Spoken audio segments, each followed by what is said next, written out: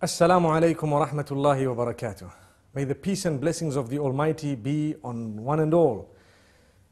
Today we will be discussing another very, very important topic, and that is what we see around us. What do we see? We see a lot of things. One of them is everybody is running. Everybody is racing. Racing to do what?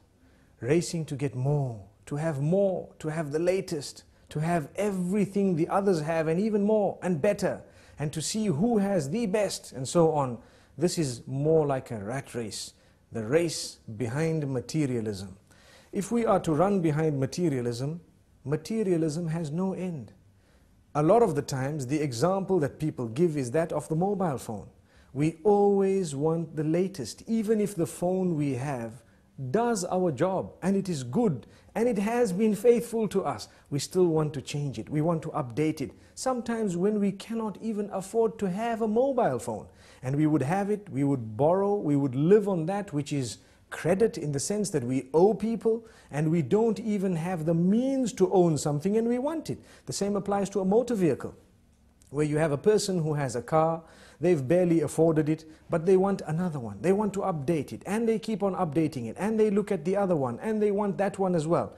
And then they are never happy with what they have, because they see what others have. We are taught as Muslims, be happy with what you have. Look at what you have, concentrate on it, and thank the Almighty for what He has given you and for where He has placed you. And this is the contentment of the heart that is required by a believer.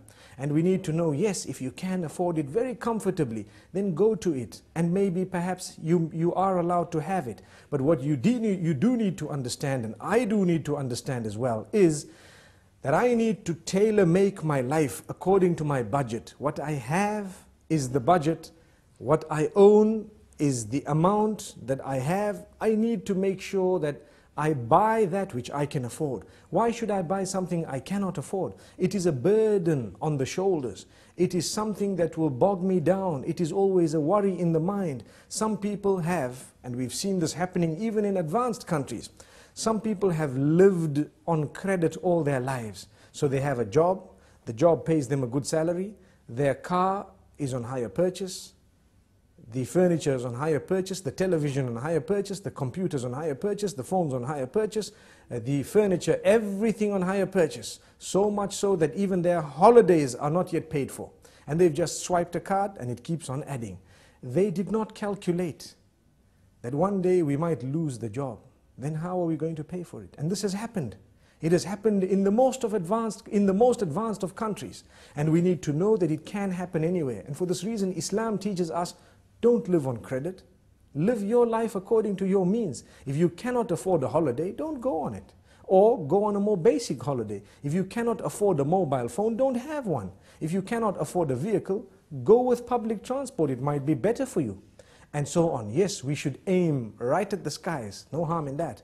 But do not pretend like you're living on a cloud when you have not yet moved above the ground, because that will probably bring you crashing to the ground. And this is why we say the race towards materialism does not stop. It continues. The more we run, the faster it runs. So we continue running behind it and there is no stopping. Sometimes it even gets to our marriages. And this is a point that might be a red button being pressed, but we need to say it. When a person is used to changing everything, every time a new model is out, they want a new car, a new phone, a new watch, a new this, a new house, some people who are weak, it might even seep into their marriages where they no longer are interested in their own wives. Why? There is a new model out, so to speak. What does that mean? There is someone who wears a different type of clothing, who has a different cut, different likes, and everything is totally different, much younger and so on. We need to be careful. We should never allow this to seep into that department of our lives. And for this reason we say, harness it from the very beginning and you will be calm. You will lead a relaxed life. How many poor people do we have who sleep very well? And on the other hand, how many rich do we have who cannot sleep without a sleeping pill? How ironic. It should have been the other way around. But the reason is, sometimes the more we get, the more we want. And for this reason, the Almighty keeps us sometimes slightly backward, so that we can enjoy our sleep, we can have a happy home. So many people, that when they've got enough money, enough time, enough good health, so to speak, they tend to think of sin, and they'd like to go and spend it in the casinos, on people whom they are not supposed to be spending it upon, spending nights out, engaging in adulterous affairs, and so on, because they've got the time to do that, the wealth to do that, the health to do that. So as a gift of the Almighty, He sometimes keeps us less wealthy so that we don't even go there. He sometimes keeps us less healthy so that we don't have the health to do that. And sometimes He keeps us occupied so we don't have the time to do that. And we lead a happier home, a happier life, a happier family. Our children are always with us on our laps, having the meals with us and so on. Whereas you have sometimes those who have been given a lot, they don't have a meal with their children. Their children are distant. They have a relation with them which is very plastic, or should I say, very cosmetic. We ask the Almighty not to make us from those. Yes, there is an exception. There are those who are wealthy, and they use their wealth in the right direction, and they do not allow that wealth to develop, or should I say, to change in a negative way their character and conduct. Because sometimes what wealth does, it messes a person up. Or, to word it more correctly, as we've always said, wealth does not spoil you, but it gives you the opportunity to show who you always were inside. And I think we've explained this in the past. Like someone working for a boss, and his boss tells him something he doesn't like, he might be very upset, he wants to show it, but because he's not as wealthy, he cannot show it. So he says, yes sir, thank you sir, okay sir. But his heart is bubbling and bursting with all this, want to actually clarify and to answer back. He hasn't done it because of his standing. The minute he gets wealth, the wealth did not spoil him, but it gives him a chance to answer back and say, who do you think you are? If you have, we have as well. And for this reason we say, we need to have the best character and conduct prior to when we've had wealth, whilst we have the wealth, and even after it's gone. And when we remain humble, we won't suffer depression if we suffer a loss. The minute we live a haughty, high life, one thing goes wrong and we're depressed. Why are we depressed? Because we were running behind materialistic items.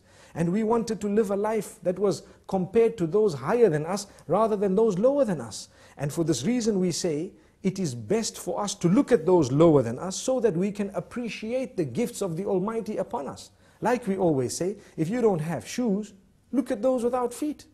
And you will realize, at least I've got my feet, I might not have shoes. And this is just one example. In this way, there are so many examples. The youth out there, definitely the media plays a big role, a very big role, in convincing people to want things that they don't actually need. And this is why we need to distinguish between the wants and the needs. You need something, that is different. But when you want something, can you afford it? Is it necessary? Even if you can afford it, is it going to result in the destruction of your marriage, in the pushing away of your own children, or in the loss of respect, or in the changing of your habits in a negative way? If it is, leave it out. It's only something you want. You don't actually need it. You'd rather remain with that which you need and have an intact family with positive, relatives and family members and a good work environment and so on.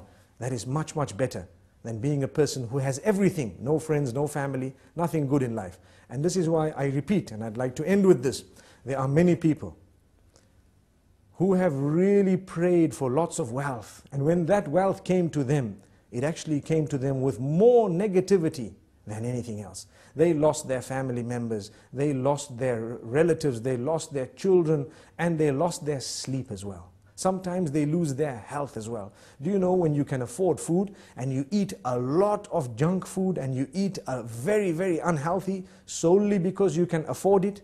Sometimes the Almighty does you a favor, you simply cannot afford it, and you don't know that the gift, or should I say, the side kick of that was that you would remain much healthier than those who could have afforded everything and did have it. So sometimes it's a gift of the Almighty. Let's become happy with the condition we are on, and let us learn to budget very carefully before we spend. Spend very carefully, don't waste that money, and remember, the needs come before the wants. Until we meet again, Assalamu alaikum wa rahmatullahi wa barakatuh.